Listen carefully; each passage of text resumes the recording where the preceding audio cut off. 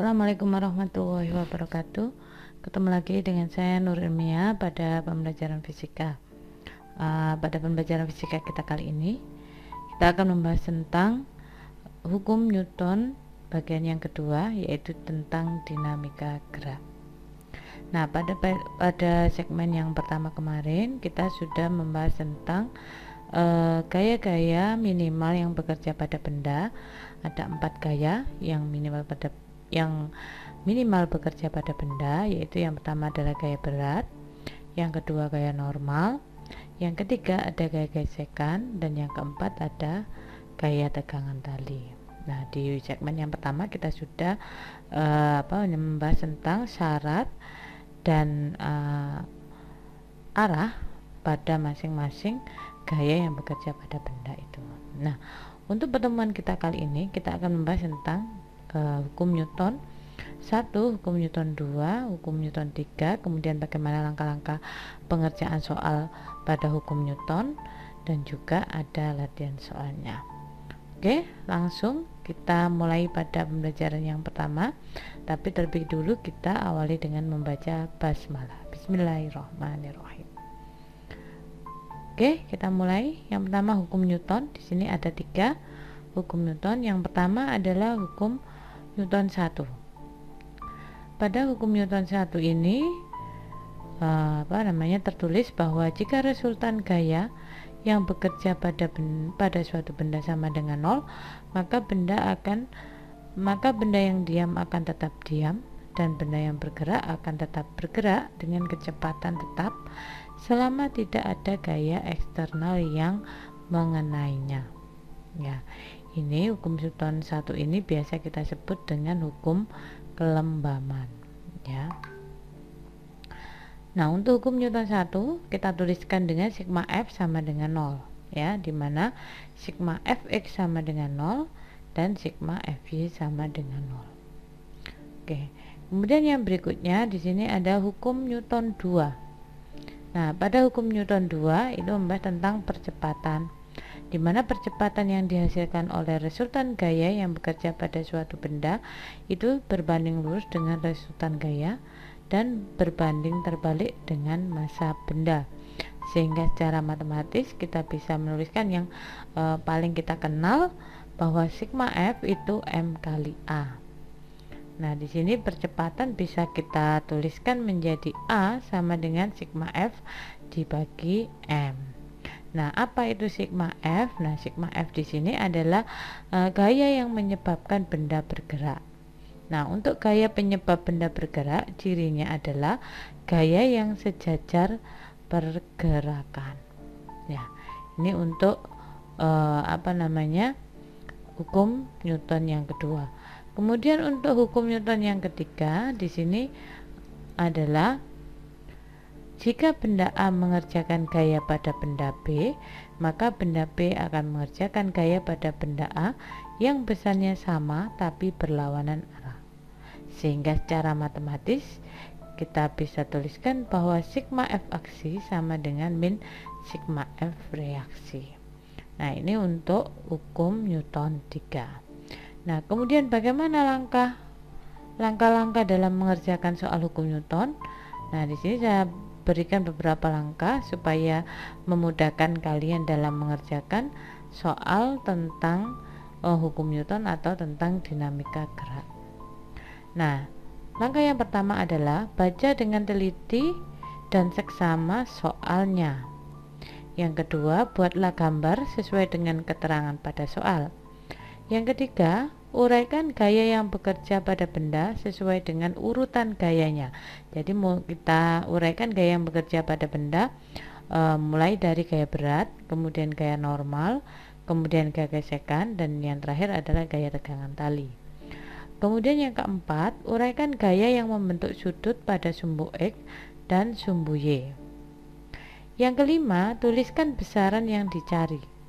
Nah, apa kira-kira yang dicari pada soal kita tuliskan. Kemudian yang terakhir baru kita gunakan hukum Newton untuk menentukan besaran yang dicari tersebut. Nah, hukum Newton mana yang kita gunakan? Nah, kita sesuaikan.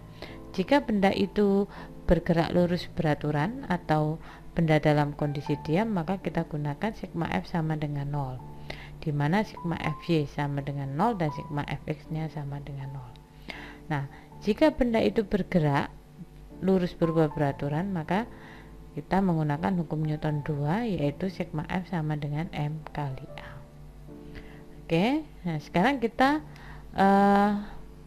saya kasih contoh satu soal di sini. Yang pertama adalah balok 1 bermasa 1 kg dan balok 2 bermasa 2 kg terletak di atas lantai licin seperti pada gambar berikut. Jika F sama dengan 6 Newton, tentukan gaya kontak antara kedua balok tersebut. Nah, gaya kontak itu adalah gaya sentuhan antara kedua balok. Oke, di sini sudah tertera gambarnya. Maka kalau kita ikuti langkah mengerjakan soal pada slide yang sebelumnya, di sini adalah yang pertama, kita harus membaca dengan teliti soalnya, ya, apa yang diinginkan pada soal. Kemudian kita gambarkan. Nah, ketika pada soal sudah terdapat gambar, maka kita tinggal menguraikan gaya yang bekerja pada benda yang diinginkan di soal. Oke, sekarang kita uraikan gaya yang bekerja pada benda. Terlebih dulu kita menggambarkannya dulu. Di sini ada benda 1 dan benda 2, kemudian didorong oleh gaya F. Di sini gaya F diberikan pada benda 2. Nah, benda 1 bermasa 1 kg, benda 2 bermasa 2 kg yang terletak pada lantai yang licin. Oke, sekarang kita uraikan mulai gaya yang pertama, yaitu gaya berat. Maka gaya berat ini adalah gaya yang dimiliki oleh setiap benda bagaimanapun kondisinya. Berarti untuk benda 1 dia akan memiliki gaya berat 1. Nah, ini kita tentukan arah geraknya dulu ya, ke kiri sesuai dengan arah gayanya. Nah, ini adalah gaya yang pertama, yaitu gaya berat W1. Kemudian benda 2 juga punya W2, arahnya menuju pusat bumi. Kemudian yang kedua adalah gaya normal.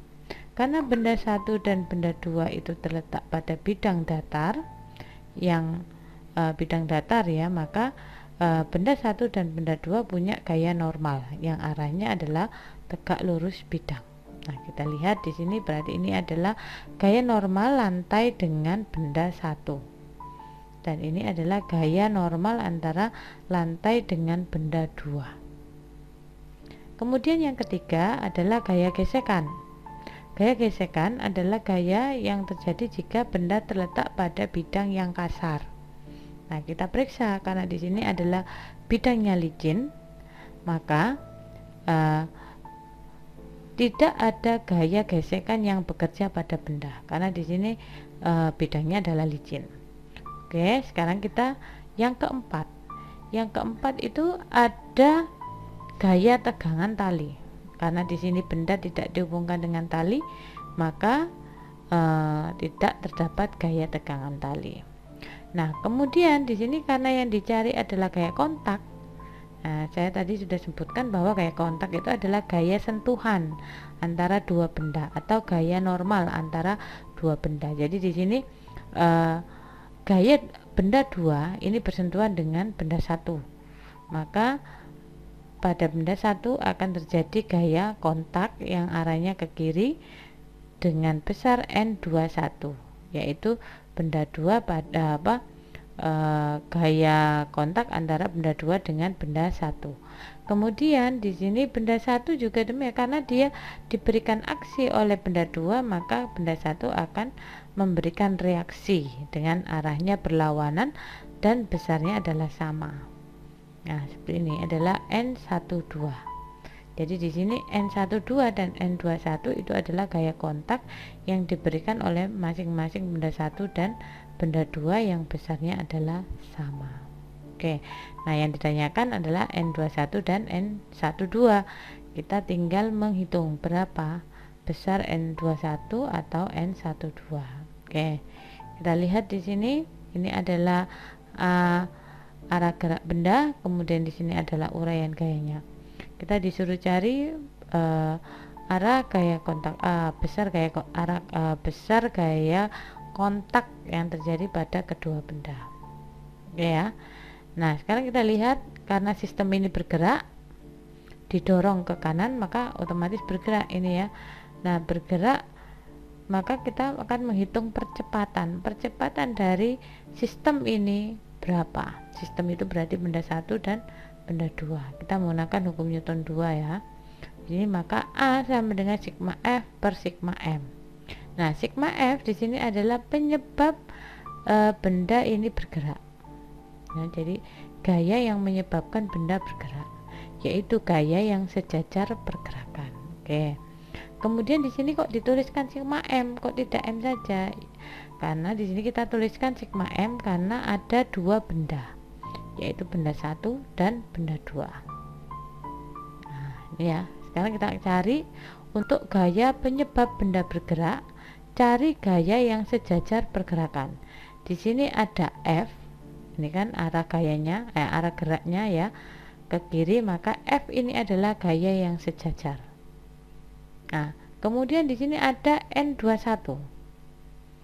Kemudian ada N12. Nah, N21 dengan N12 itu besarnya sama. Kalau di sini berlawanan arah kan berarti 0 ini ya. Berarti N21 dan N12 bukan penyebab gerak. Karena walaupun di sini ada N21 atau N12, kalau tidak ada F, maka benda ini tidak akan bergerak. Ya, jadi N gaya kontak itu bukan penyebab benda bergerak, sehingga penyebab benda bergerak di sini adalah F. Nah, sigma F nya ada 1, yaitu F saja. Nah, berapa percepatannya kita tinggal menghitung, berarti F per M1 plus M2. Jadi karena ini sigma itu adalah jumlah, berarti kita tinggal menjumlahkan M1 ditambah M2. Kita masukkan F nya di sini adalah 6, kemudian M1 nya 1, M2 nya 2, maka 6 dibagi 3 sama dengan 2 meter per sekon kuadrat. Nah, berapa besar gaya kontaknya? Maka kita bisa meninjau masing-masing benda. Kita meninjau dari salah satu benda ya, tapi untuk kali ini saya akan meninjau dari kedua benda untuk memastikan bahwa besarnya adalah sama. Oke. Sekarang kita lihat dari benda 1. Di sini kita lihat benda 1 ada gaya apa saja yang bekerja karena arah gerakannya ke kiri, percepatannya 2 meter per sekon. Kemudian gaya yang sejajar dengan pergerakan di sini adalah gaya N21. Ya, di pada benda 1 ini bekerja gaya N21. Ya. Jadi benda 1 akibat gaya dari benda 2. Oke, kita lihat karena di sini bergerak maka kita pakai sigma F sama dengan M1 kali A. Karena kita ninjaunya benda 1, maka M1-nya M1. Nah, di sini hanya ada satu gaya yaitu N21.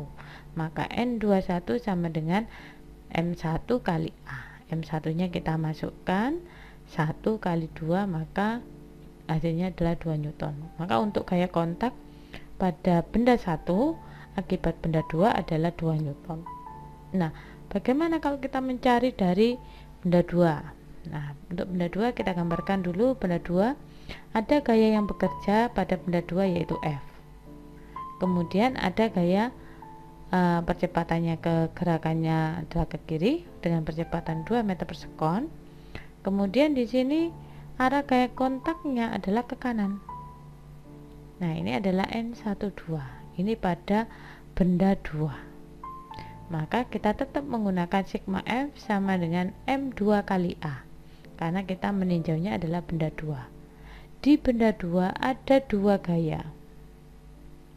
Nah, di benda 2 di sini ada 2 gaya, yaitu gaya F searah dengan pergerakan dan gaya N12 yang berlawanan dengan pergerakan.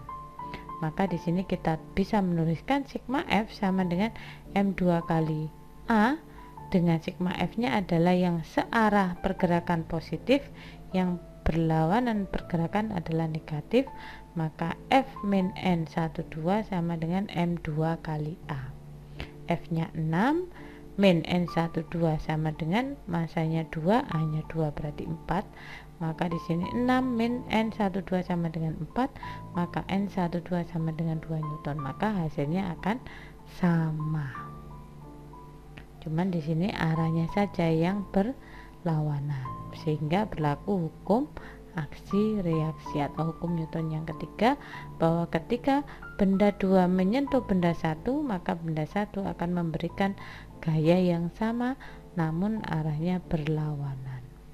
Ya, ini untuk contoh soal dari hukum Newton. Nah, untuk soal-soal yang lain kita bisa ketemu pada segmen yang berikutnya.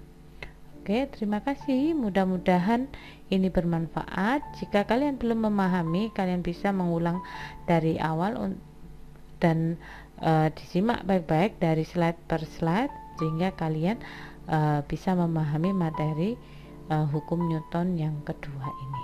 Oke, terima kasih. Kita akhiri dengan bacaan hamdalah. Alhamdulillahirabbil alamin. Assalamualaikum warahmatullahi wabarakatuh.